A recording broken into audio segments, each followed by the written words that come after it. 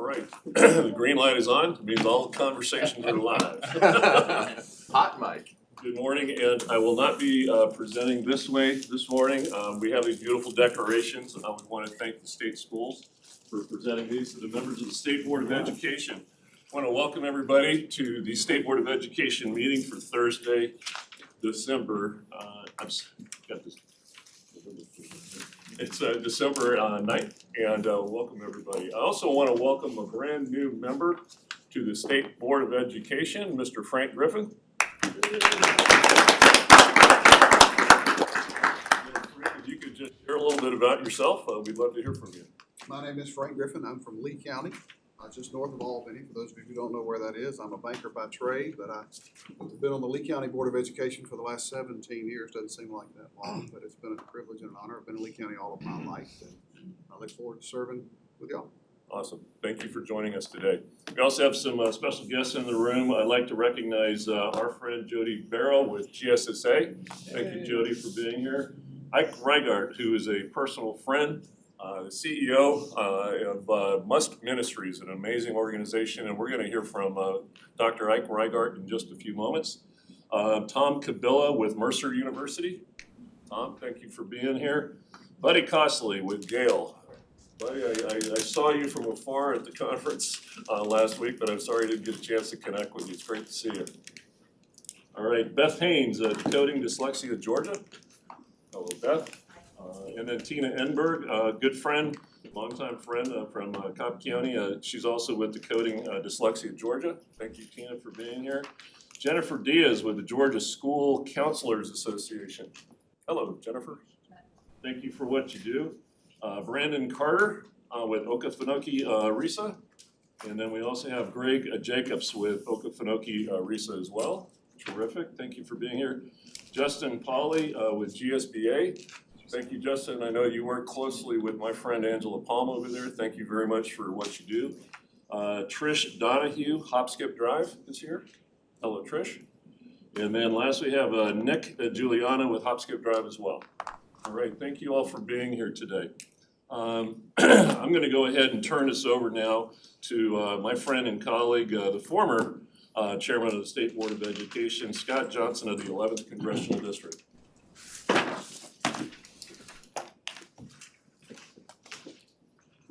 Well, thank you, Scott. It's great to be here today, and it's great to be a Georgian, isn't it? Yes. I'm telling you. I know every day, as you do, how lucky, how blessed, not lucky, we're blessed to live in this state and have the freedom and the prosperity that we do. And I'm thankful every day, as I know you are, and honored to serve on this board. But I'm also honored to have a friend of mine this morning that's gonna give us some inspiration. And he's got so much to share. I said, I think about this and this because he could, he said, he talked to me and said, I got 3 or 4 ways I can go. I said, wait, I thought you said you got 3 or 4 hours to talk to us. But I'll tell you, he could talk for 3 or 4 hours. You would be wishing for more. Ike Reigart, Dr. Ike Reigart, is the CEO of Must Ministries. 50 years ago, he's been CEO for 10 years. 50 years ago, churches, our faith community in Cobb County decided we need to tackle the homeless and the issues of hunger together rather than ever piecemealing it. So they created something called Must Ministries United for Service and Training, and they help people with their residences, with jobs, with training, with food, and in every way. And they serve a lot of students, by the way, serve a lot of students that otherwise would be hungry and helpless. And for that, I know that the people in my neck of the woods appreciate it, and it's far beyond. I think must probably serve people about 8 counties now. He's also pastor of a Piedmont church, which does a lot of things in the education community in my area. for schools, for teachers, for Title I schools, for kids. I could go on and on. And he's also had experience in the corporate world. He was chief people officer and executive vice president for a financial services business, for a large financial services business for years. And he is widely known and as a leadership development individual and a speaker. I've had him speak to my company a few times, and he is always a huge hit at our annual conference. And I've been asking him for a couple of years, and we finally hit on a date that would work for us, both our board and this guy. And it is my pleasure to introduce for our inspiration this morning, Dr. Ike Reichert. That's a big introduction to live up to. I promise you right there. I love it. I see all the poinsettias. How many of you are holiday people? How many of you love the holidays? I do too. I like Christmas because, when you think about it, it illustrates the three great stages of life. You believe in Santa Claus, you don't believe in Santa Claus, and then you find out, oh dear God, I am Santa Claus. And I've added a fourth stage. You start looking remarkably like Santa Claus. So I am honored to get to be with you today. Scott has given me the opportunity to come and to share with you for a few minutes. And so I want to start out by quickly telling you about Must Ministries and what we do in schools, because you're interested in students. Right now in Cobb and Cherokee County, we have 30 in-house school pantries that we provide for families. And those 30 physical sites actually serve over 100 schools. And so we've got health and hygiene products that are there, because we find out from a lot of the principals that young ladies, especially in some of those Title I schools, can't afford the hygiene products, and they end up missing significant portions of the school year because of issues like that. So we provide those kinds of things. And right now, in just that particular area, we're taking care of over 600 families a month, that we're making sure that they have plenty of food and they're taking care of things. And just a quick little side story to illustrate it. We opened up a pantry at Green Acres Elementary School down off of South Cobb Drive and Pat Mill Road. And Ashley Mize is the principal there. Her dad's Max Bacon, the longtime mayor there of Smyrna, Georgia. And so we were getting ready to cut the ribbon, and all of a sudden Ashley is just crying. And she kind of composed herself, and she apologized to everyone. We're getting ready to cut the ribbon. She said, let me tell you why this means so much to me today. She said, a few weeks ago, a young girl walked in and grabbed me in the hallway at the beginning of school and said, Miss Mize, can you get me something to eat? I'm really so hungry. And so Miss Mize said to her, well, honey, did you not get to eat breakfast this morning? She said, no, ma'am. And she said, I didn't get to eat dinner last night as well. And Miss Mize said, well, honey, why didn't you eat dinner last night? The little girl said to her, because it wasn't my turn to eat. I can't imagine being a parent, being in a situation like that. But those are the kinds of things that some of our children face. And then trying to come and to sit through a class when your stomach is growling and all of those kinds of issues because you're hungry. That's why we're there. We're so privileged to be able to work in our school systems, to be able to provide those in-house opportunities. And then we partner in the summer, and we do the summer lunch feeding program, and the state health board here helped us to get some things squared away with that over the last couple of years. So this past summer, we delivered 535,000 summer lunches by partnering with the USDA and our school system. So those are the kinds of things that we're getting to do for students, and it's just such an honor for us to be in that space. And it's a privilege for me to get to be here with you today. And so back a couple of years ago, I was talking and sharing a little bit of my story, and Scott was in church that Sunday. He doesn't come that much, but he was in church on that Sunday and usually skips out on the offering. I'm just going to go ahead and clear the decks here on you, Scott. But I told the story about some of my life. And I just want to share that briefly with you and how education enters into it. See, I come from a place called the Nantahala Gorge in rural Appalachia, North Carolina. And my mom and dad grew up during the Depression. They had a 5th grade education, and my dad worked in rock quarries all of his life.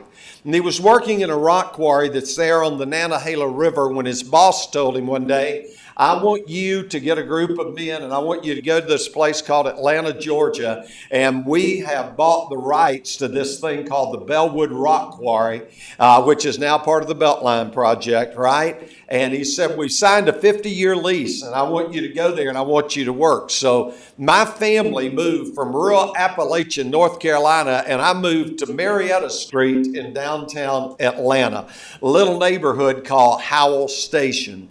And we moved in there. My dad worked in those rock quarries all of those years. And again, no one in my family had ever been to college. My parents had a 5th grade education. And so I'm a senior at O'Keefe High School here in Atlanta, over on the Georgia Tech campus. So I tell people I sort of graduated from Georgia Tech, and our building was there at least. And around early May, I got called into the counselor's office, and the counselor said, so Ike, what are you going to be doing after graduation? What are you going to do? And I said, well, I'm probably going to go to work in the rock quarry with my dad.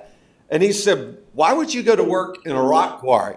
And I said, well, my dad works there, my brother works there, my brother-in-law works there. I have several uncles that work there. That's what we do in our family. We, work in rock quarries. And he was looking at my grades and everything. I'll never forget what he said. He said, although your grades are not sterling, y'all know what that means, right? My grades were leaving a bad ring around something right there. He said, although your grades are not sterling, you might be able to get into a junior college. Now, I was one of those kids that was pretty much a C and D student. I look around this room, you got how many of y'all were like in the upper, 20% academically in your school? How about raise your hand? Go ahead and raise your hand. It was people like me that gave you your opportunity. Somebody was in the other 80%, and that was me, right? And so, my dad would look at my report card. He was an eternal optimist. He'd look at my mother and say, look at Ike's grades. At least we know he's not cheating. I mean, that's the territory I was in. So here's this counselor saying, he says, maybe you could get into a junior college. Maybe you could get into a junior college. And so when I went home and told my parents, they were shocked. Again, no one in my family had ever been to college. And so I applied and got to go to Kennesaw Junior College. That's when I-75 ended at Whitewater back in those days, right? And so I went to Kennesaw Junior College, and I was there for a period of time, and they approached me and said, Ike, we want to allow you to travel and to make new friends. That's my spin on I flunked out of college. And I've had people try to make me feel better and say, well, you probably weren't trying. Yeah, I was. I was trying as hard as I could. It's just I was ill-equipped. And so I flunked out of college. I was barely 17 years old when I flunked out of college. And so for years, I just went through a series of different jobs, whether it was loading trucks, I was a disc jockey. I did all kinds of different work. And then I had, for me, a faith experience. And because I didn't grow up around anything religious at all, and I felt like I was called to work with students. And some good people in a church that I was attending said, well, you know what, Ike, if you're called to work with people, then you're called also to get an education.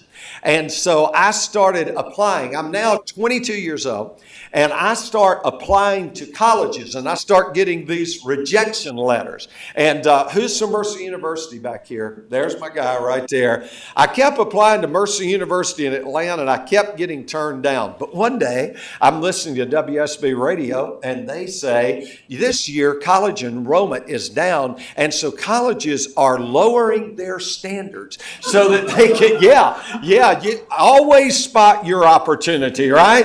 And so I'm going, oh my goodness, maybe this is my break. So I got my money together, and the next day I showed up at Mercer University in Atlanta. I already been rejected twice. I showed up, I waited in line, and it was in the old days when you were just manually having to walk up there. And finally I get up, and the guy's got on his name badge. It says Randy, Registrar. And so I went up to Randy, and I said, hey, Randy, I've been trying to get everything worked out for me to come here and take some classes. And look, buddy, I got cash right here with me. I'd like to go ahead and get enrolled. He said, well, did you apply? And I said, yes. And he said, well, what's that status? And I said, well, there was a snafu with the paperwork, Randy. And so, he said, well, let me go back in the back and get your transcripts. I went, no, Randy, let's not do that. Let's just work this out one-on-one. And Randy goes, well, I've got to go get your transcripts. So Randy goes in the back and he comes back. And in those days, it was this long legal document that had all your grades.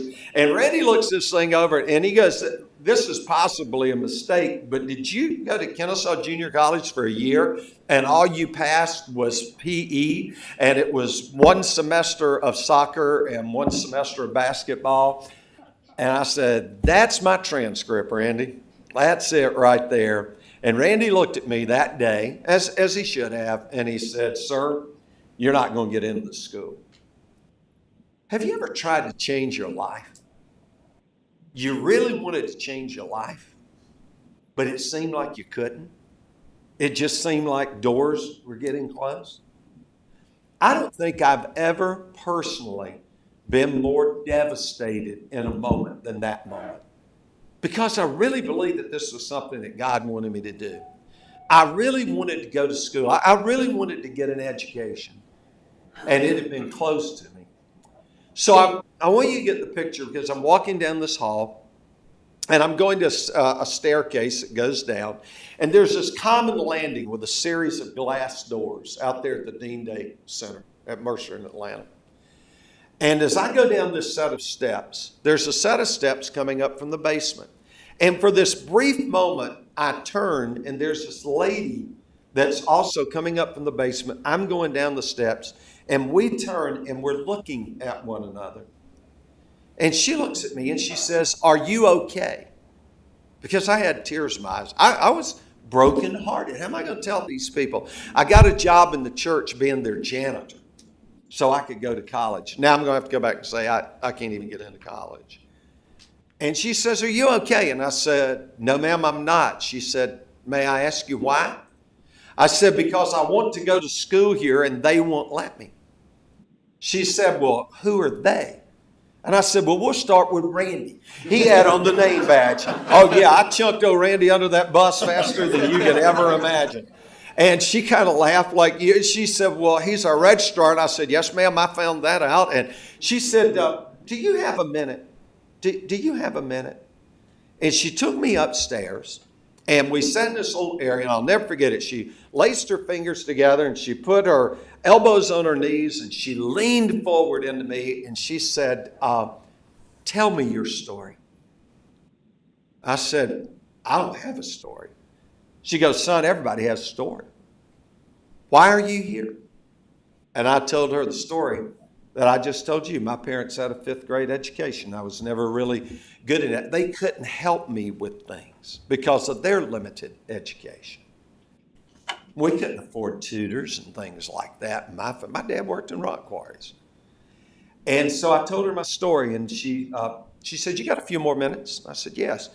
She took me, and we started walking back toward Randy. I thought we're going to fire Randy. That's what we're going to do. But we walked on by him. He was safe. And we walked down to a door that was marked Dean.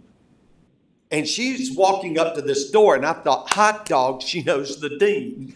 When she didn't knock on the door and she just walked in and then went and sat in the chair behind the desk in the dean's office, I thought, oh boy, I have hit the mother lode. And I did, because that day I met Dr. Gene Hendricks, who was the dean of Atlanta of Mercer University. And she sat across from me and she said, Ike, you're sincere. I said, yes, ma'am, I really am. She said, well, I tell you what I'm going to do. I'm going to be your patron. I didn't even understand what the term patron meant. And I said, what do you mean? She said, I'm going to be bringing you into this university under my name rather than yours. And I thought, that's going to work a whole lot better after what I just experienced today. And so she said 3 things I'm going to ask you to do. I said, okay. She said, every time you get your grades, my eyes need to be the next set of eyes that see those grades. I want to see them. Number two, I want to see your face every week. I don't care whether you make an appointment, whether I catch you in convocation. I want to see you every week. I want to see your face. And then the third thing was, she said, you'll be coming into school on probation.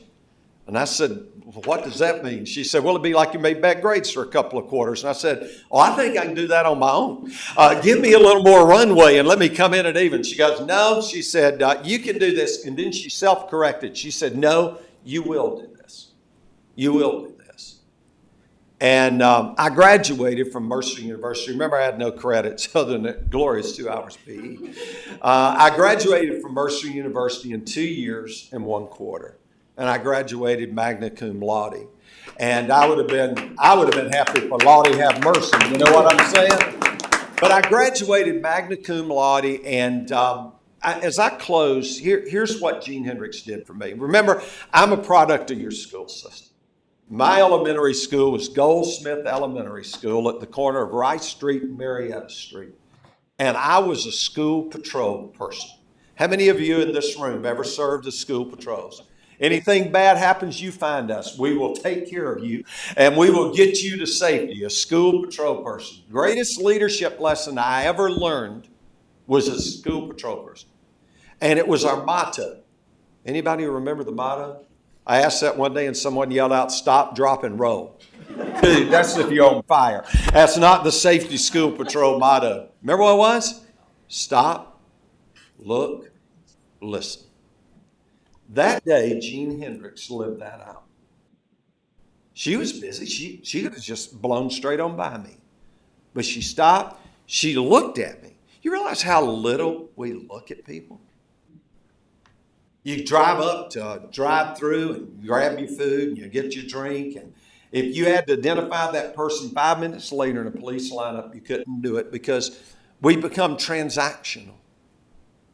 When what we need to learn to do is to look. And then she listened. Tell me your story. You know, a few years ago, a Nobel Prize winning physicist said, I no longer believe the universe is held together by atoms. I think it's held together by stories.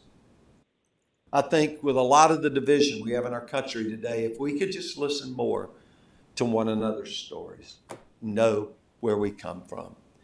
So a lot of people say to me, I wished I could meet my person in the stairwell. You know, I wished I could meet my version of Gene Hendricks. And she never married. I became like a son to her. And when she passed away, I was the one that the family asked to do her eulogy. And I could stand there and say, my life was changed. After the funeral, the family said, we're sending you something that only you could appreciate. And I thought, what in the world? Because we exchange books all the time and everything. And they sent me the plaque that was on the door that said Dean of Students, Mercer University in Atlanta. Because that sign changed my life. So maybe in this room of outstanding people, maybe rather than looking for somebody to be your person in the stairwell, whose stairwell could you stand in? Who could you maybe stop, look, and listen to and change their life? I don't even want to think what my life would have been like if I walked out those doors that day. I'd given it my very best shot. And some people would say, well, what a coincidence she was there. You know what a coincidence is? That's when God chooses to remain anonymous and just goes, hey, y'all, watch this. Thank you for letting me be with you. Thank you for the noble work that you do in educating our children. From the bottom of my heart, thank you for allowing us to partner also at Must Ministries to be able to feed kids and to look after them. God bless you.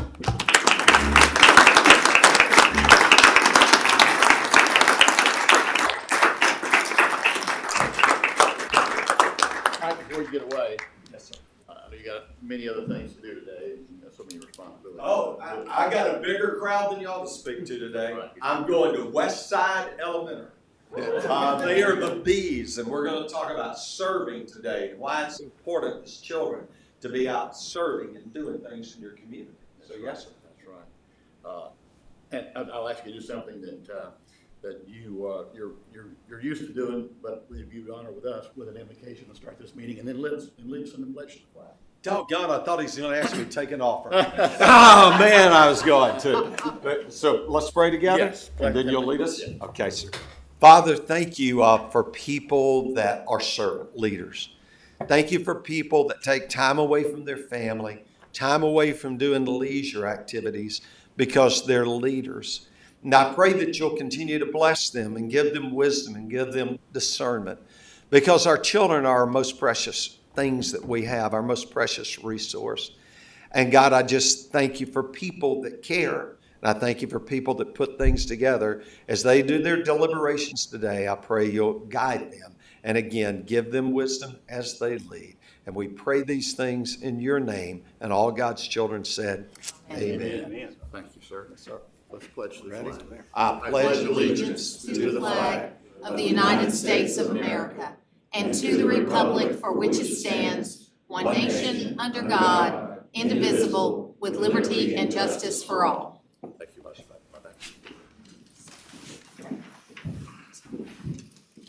Thank you, Dr. Reigard, for your very, very inspiring words.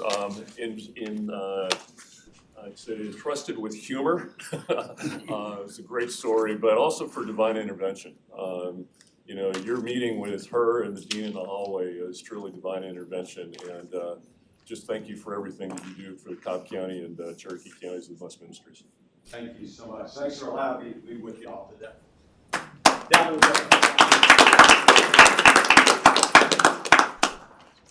All right, we're going to move into the public hearing portion of our meeting, and we have 3 rules to be addressed during the public hearing this morning.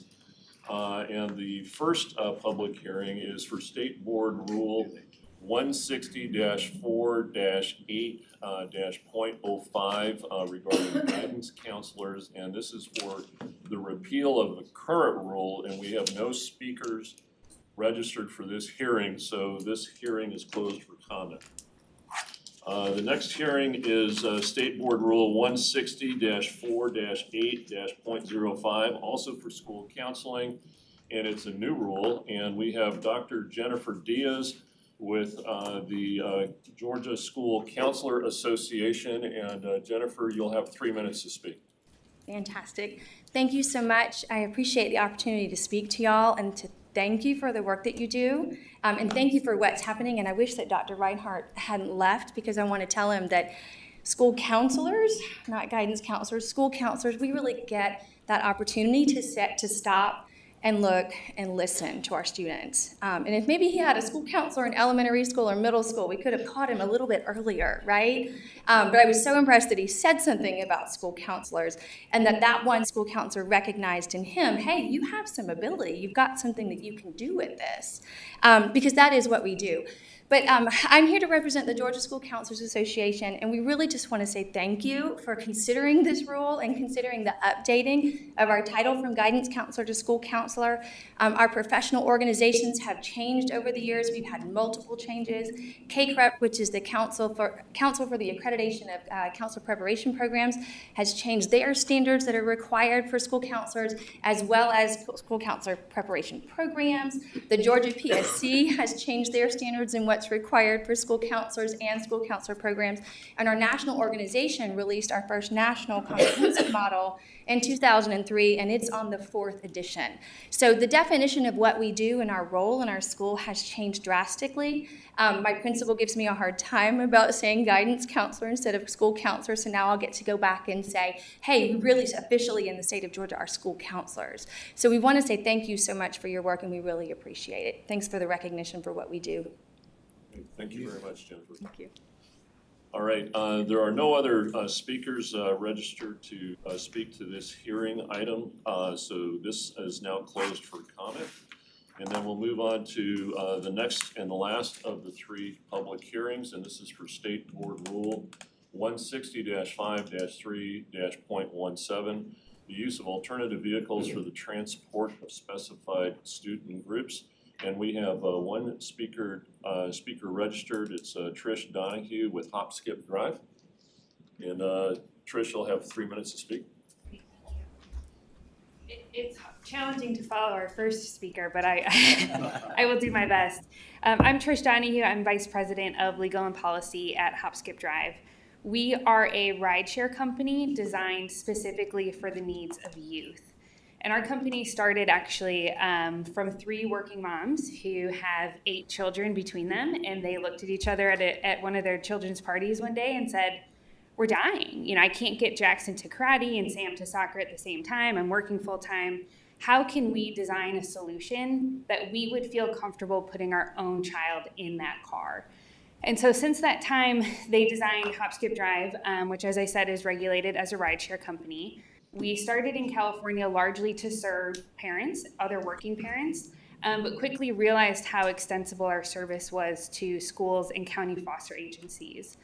Our first sort of landmark contract in California was actually with LA County's foster system, which unfortunately is the largest foster care system in the country. We've continued to work with them since 2018 and have grown into 9 states now. And I'm proud to say that in the last 6 years, we've safely arranged transportation over 20 million miles for kids. And so the whole system was designed with the idea of, you know, not just what would it take for me to put my own child into a car, but also with the fact that the person who is in the car may not be the person with a cell phone or who scheduled the ride. And so we developed technology that allows us and the parent and the school to be tracking rides in real time. And we actually use sensors in smartphones to detect unsafe driving behaviors in real time. Other safety features include making sure that all drivers on the platform have at least 5 years of prior caregiving experience.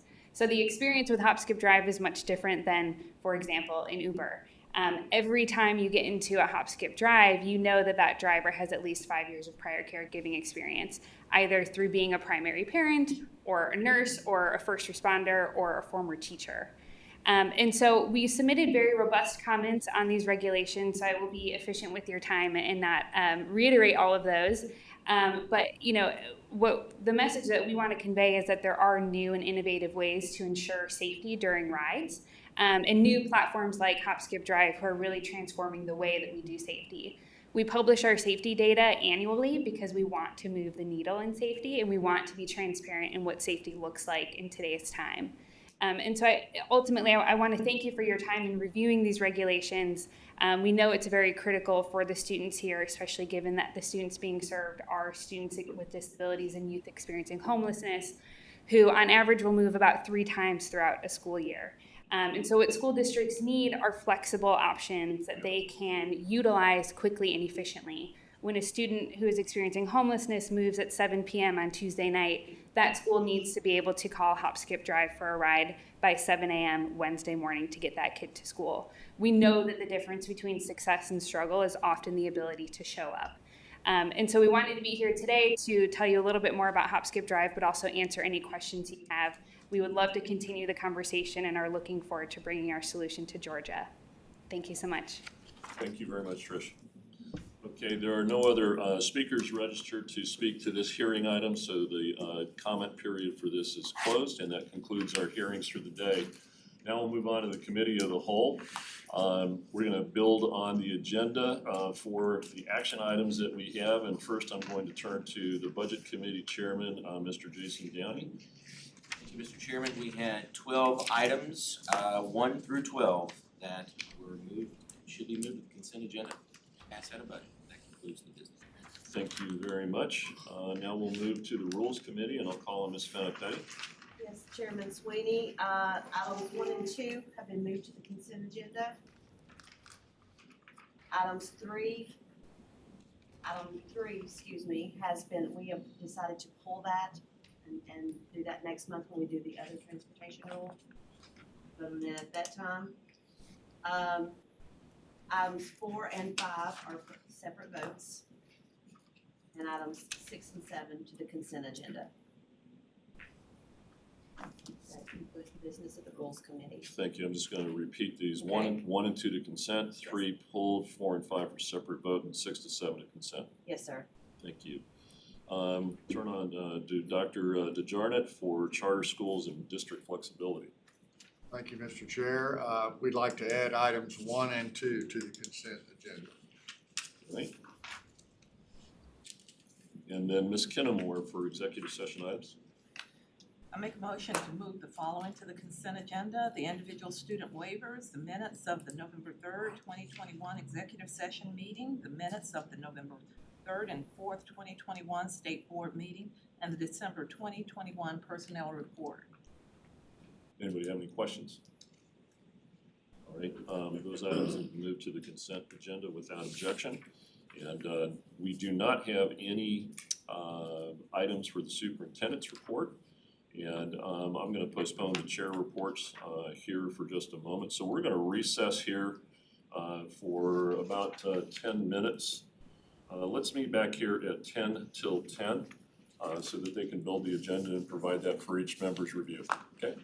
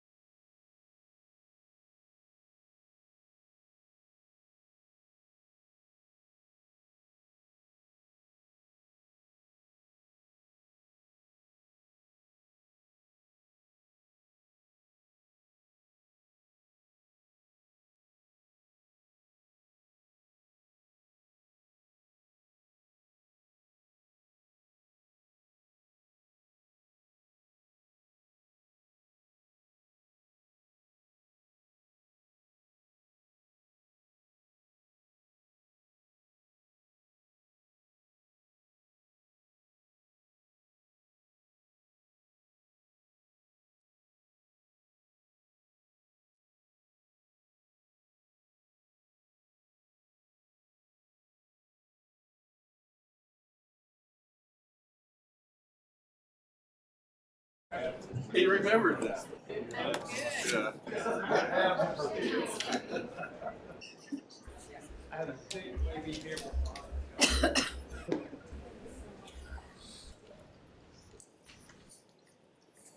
All right, so we're gonna come out of recess right now, and our committee of the whole work is actually completed. However, I do have two amendments to the agenda.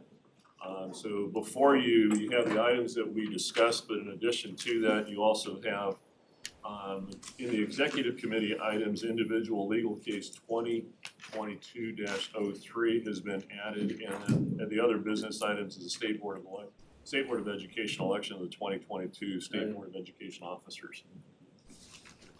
All right, so at this time, the chair will entertain a motion to approve the agenda. Motion to approve. Have a motion to approve from Mr. Donaldson, a second from Mr. Long. Thank you very much. Any questions or comments? All right, hearing none, vote for approval of the agenda. And by the way, I wanted to also recognize Helen Rice, who is with us via Teams. Helen, are you there? I am. All right, thank you, Helen. It's great to hear your voice. I've been with you the whole time. It's great to hear. All right, Thank you. so the chair will entertain, for all those in favor of approving the agenda, please say aye. Aye. Helen, how do you vote? Aye. All right, that carried. Any opposed? That carries unanimously. All right, we'll move on to the consent agenda. The chair will entertain a motion to approve the consent agenda. So moved. I have a first from Ms. Zoller and a second from Mr. Donaldson. Are there any questions or comments or items that need to be pulled from the consent agenda for further consideration? Hearing none, chair will entertain, we'll go ahead and call for the vote. All those in favor of approving the consent agenda, say aye. Aye. Helen, how do you vote? Aye. All right, any opposed? Yes. You're not opposed, you're voting yes. Correct, Helen? I'm not opposed. All right. Yes. Mr. Chair, an amendment to the consent agenda, you did not add the individual student waiver. Yeah. So I mentioned that they had been added to the sheet, okay? Thank you. All right. All right, then we have executive committee items rules.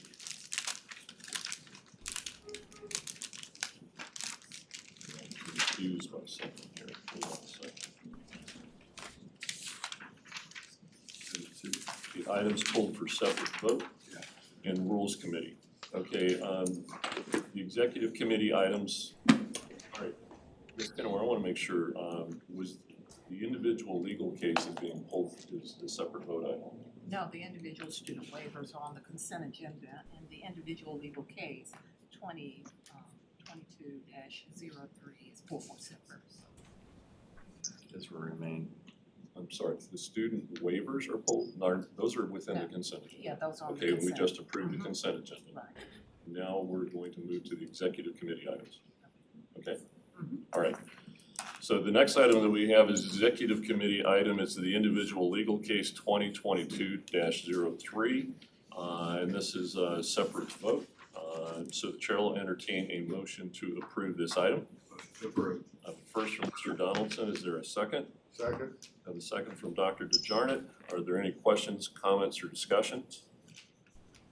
Hearing none, chair will call for a vote. All those in favor say aye. Aye. Ellen, how do you vote? Aye. Thank you very much. Any opposed? Hearing no opposition, the motion carries unanimously. Now we'll move on to Rules Committee's items number 1. This is TL State Board Rule -160-4-8-.05. Guidance counselors, and this is a repeal of the current rule. The chair will entertain a motion to approve. Motion to approve. First from Mr. Donaldson, is there a second? Second. I have a second from Ms. Petty. Are there any questions, comments, or discussion? All right, hearing none, chair will entertain the vote. All those in favor of Rules Committee item number 1, please say aye. Aye. Aye. All right, thank you. Aye. Any opposed? All All right, hearing none, the motion carries unanimously. Now we'll move on to Rules Committee item number 2, that's TL State Board Rule -160-4-8-.05, School Counseling Adoption. Chair will entertain a motion to approve. Motion to approve. First from Mr. Donaldson. I second. All right, thank you, I Ms. second. Price. Are there any comments, questions, or discussion? Hearing none, call for a vote. All those in favor of Rules Committee item number 2 as presented, please say aye. Aye. Any opposed? Hearing no opposition, the motion carries unanimously. Lastly, we will move on to other business items. And this is State Board of Education election of the 2022 State Board of Education officers. I believe I'm turning to Mr. Johnson for a motion. Mr. Chairman, I would like to nominate for chairman for the term of 2022, Jason Downey. For vice chairman, To Adjourn, and vice chair for appeals, Leontay Benton. Terrific. All right, is there a second? Second. All right, I'm not sure who that was. It's 2 places. Okay, Mr. Donaldson is the second. All right, we'll take that as a motion presented by Mr. Johnson and a second from Mr. Donaldson. Are there any questions, comments, or discussion? All right, hearing none, Chair will call for a vote. This is for the State Board of Election of the 2022 State Board of Education officers. All those in favor say aye. Aye. Aye. Any opposed? Motion carries unanimously. Welcome, Mr. Jason Downey to the chairmanship and all that comes along with it.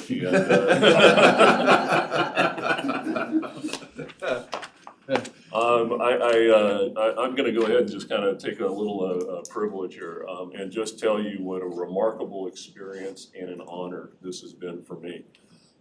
It's been great working alongside each of you. It has been a journey and with lots of lessons learned. I've take with great interest the comments, criticisms, the attaboys or whatever you want to call it. But at the end of the day, I know deep in my heart that everybody is here for the right reason. And it's just a genuine pleasure to work alongside each of you. And I know that this board is a strong board, a passionate board, and then under Chairman Downey's leadership, it will continue to be. Thank you very much for the opportunity to serve you.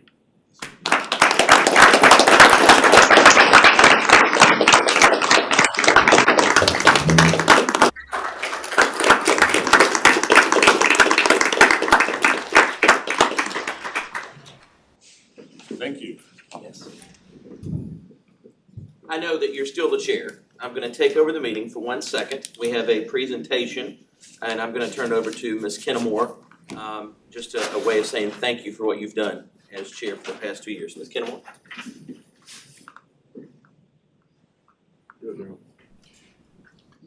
Yeah, my favorite title, and I know Scott Johnson's and Helen's favorite title now. Ex-chair. Chair Emeritus. Past chair. Some respect and no responsibility. Regardless of all of that, Scott, we just want to say thank you for your leadership and for carrying us through for the last couple of years. We know that it's been a hardship in some instances with some people, but it's been a pleasure with others. I just wanted to get that out there. But we just want to honor you and thank you. If you could come up, please.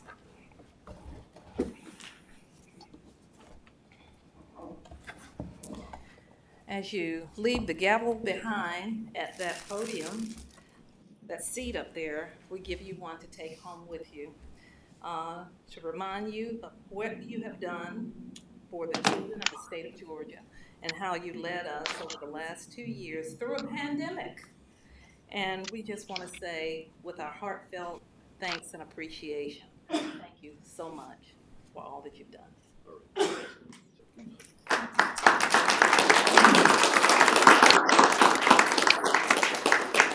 Well, I wasn't expecting this, and that's why I gave my comments from behind, so I think I'll leave it at that. But again, thank you. It's been a genuine pleasure, and I do really, really passionately love what we do for students across the state of Georgia, for teachers, for families across the state of Georgia.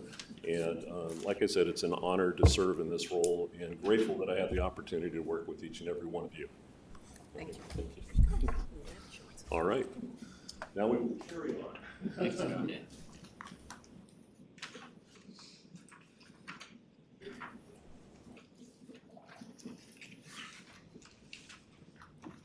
All right, I think that concludes all of the action items that we have.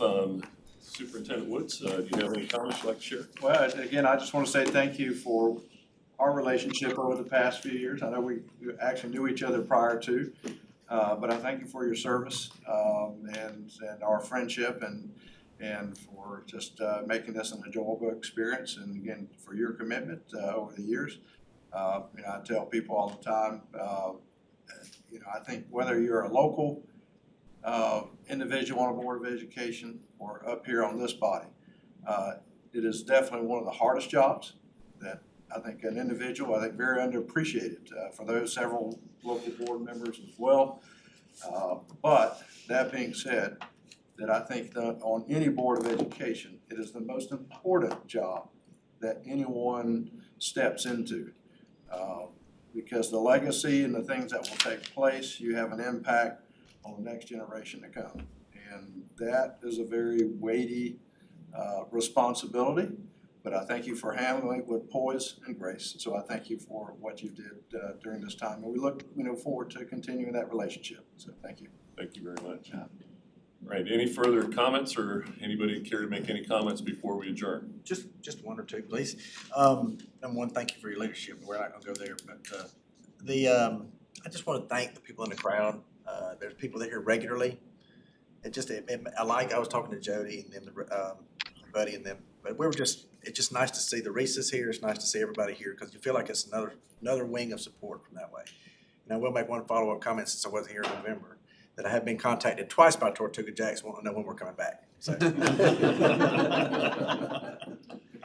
All right. Any further? Hey, Scott. Yes, Helen. Scott, this is Helen. Can I make a couple of announcements or comments? And I'm sorry that I had to miss today. I think y'all know why. I'd like to acknowledge our colleague Scott Johnson, who won an award, the Champion for Children's Award for the Georgia Charter Schools Association. Scott, congratulations. And also, yesterday was the Positive Behavior Support, or a couple of days ago, I guess maybe it was Monday or Tuesday, conference. And Jason Chalanda Lightfoot Smith from Bibb County was given the Gary McGivity Outstanding Leadership Award from the Association of Positive Behavior Supports.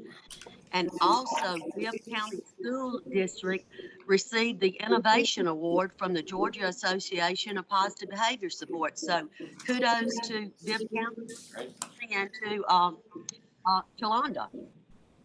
And the last thing is, I left this with Jason yesterday, but there is a sheet from the Georgia Film Academy, an update of what they're doing, and we have a great partnership with them, and they would also like to come and speak with us about the update of what the Georgia Academy is doing, and invite us to come and visit one of the studios. And Scott and Mike and Lisa and several others that went with us prior to this before several years.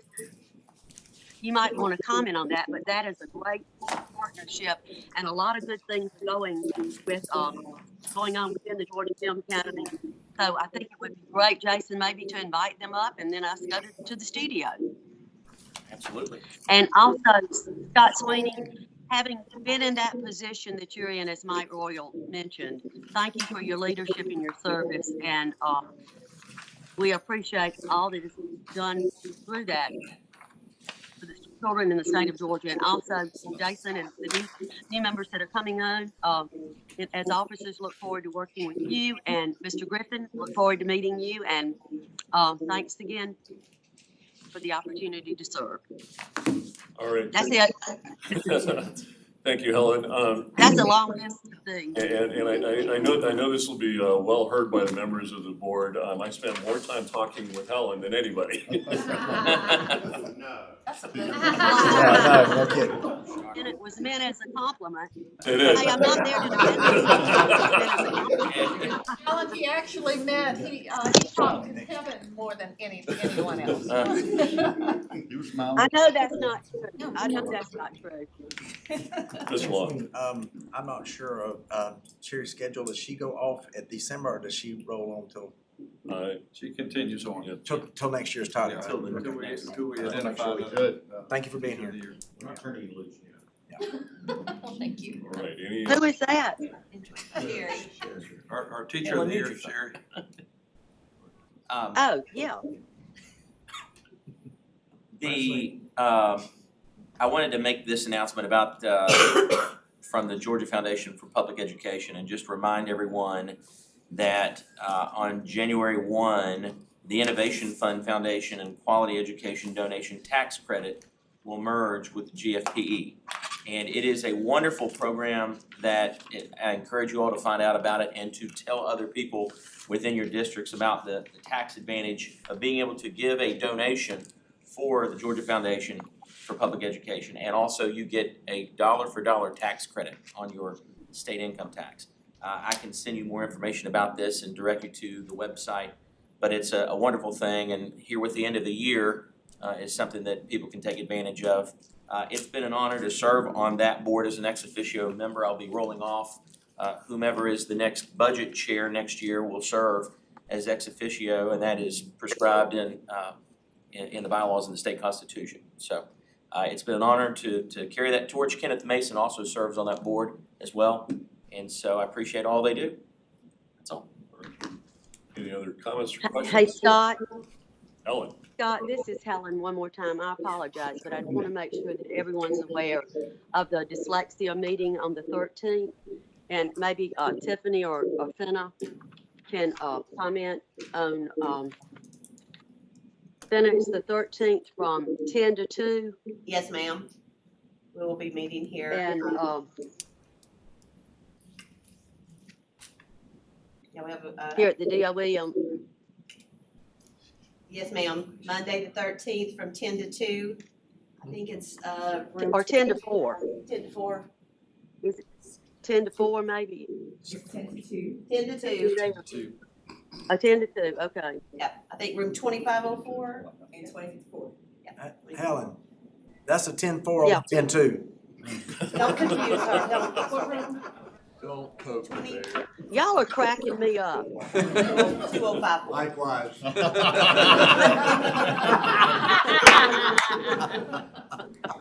I'm glad I can bring a sense of humor. All right, any other comments or questions? Merry Christmas. All right, it is Merry Christmas, Happy Hanukkah to all those as well. And then I want to just wish the very, very best to the new leadership team, Chairman Downey, Vice Chairman Dr. DeJarnett, and Mr. Appeals, Leonte Benson. So thank you very much for the opportunity to serve, and with that, the chair will entertain a motion to adjourn. We have a motion to adjourn. All those in favor of adjourning, please say aye. Aye. It carries unanimous, and thank you very much. Happy holidays, Merry Christmas. New Year. Now, there was one that lasted till 4:30. 4:30, that's nothing. One the less. I got a super sweeter that day. We have